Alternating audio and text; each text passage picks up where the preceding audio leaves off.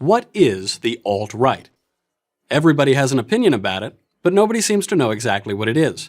So I took it upon myself to find out. I took a deep dive into alt-right culture. I read their books, listened to their podcasts, watched their videos, followed their blogs, and spoke personally to their leaders. Here's what I learned. First, they're really small, like your high school reunion small.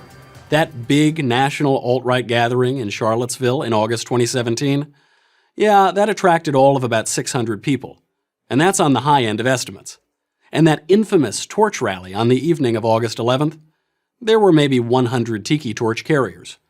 But however small it is, the alt-right does have a belief system, a worldview. It's right there in their name. The alt in alt-right means alternative. The alt-right is an alternative to American conservatism. So it's no surprise then that the alt-right has far more in common with the left, another alternative to conservatism, than it does with the traditional American right. Let me try to untangle this. Both the left and the alt-right are obsessed with race and identity politics, the belief that a person's value is linked to their racial heritage. The left wants special status for racial and ethnic minorities. The alt-right wants special status for the racial and ethnic majority. Since America, according to the alt-right, was founded by white Europeans and was built by white Europeans, it should belong to white Europeans. America's success, in their view, is a product of race and geography, or, as the alt-right likes to put it, of blood and soil. So, in the alt-right's view, the moral ideals of the American founders, like all men are created equal, are naive and misguided. The man who coined the term alt-right is a white nationalist named Richard Spencer, who runs AlternativeRight.com, as well as the National Policy Institute, the self-described think tank of the alt-right. According to Spencer, the movement is dedicated to the heritage, identity, and future of people of European descent in the United States. Jared Taylor, the editor of the white identity website American Renaissance, holds that any attempt to create a society in which race can be made not to matter will fail. Other alt-right leaders include Sam Francis, the late syndicated columnist and forefather of the movement, who famously called for a white racial consciousness; Theodore Beale, the blogger known as Vox Day, who in his manifesto, What is the Alt-Right?, cites the white nationalist motto, "We must secure the existence of our people and a future for white children." And Paul Ramsey, a white nationalist who produced and starred in a video entitled, "Is it wrong not to feel sad about the Holocaust?"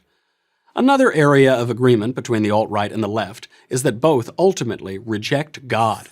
The alt-right admires Christendom for uniting the European continent, but rejects Christianity for its offer of salvation to all people, irrespective of race.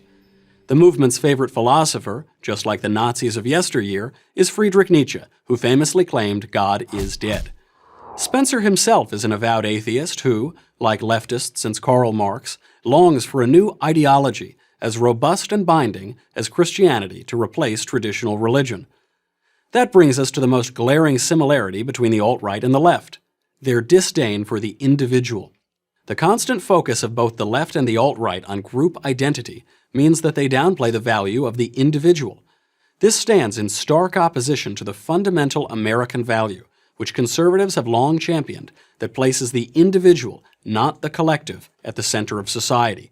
The pioneer spirit, entrepreneurial drive, the acceptance of personal responsibility. These are uniquely American ideas, uniquely conservative ideas, but they mean little, if anything, to the alternatives to conservatism, the left and the alt-right. Put simply, the alt-right has three core beliefs: the promotion of white identity politics, the rejection of God, and the subordination of the individual to the collective. In other words, the alt-right has nothing in common with conservatism, and is in fact much closer to leftism, except of course that the left is much, much larger. I'm Michael Knowles, host of The Michael Knowles Show, for Prager University.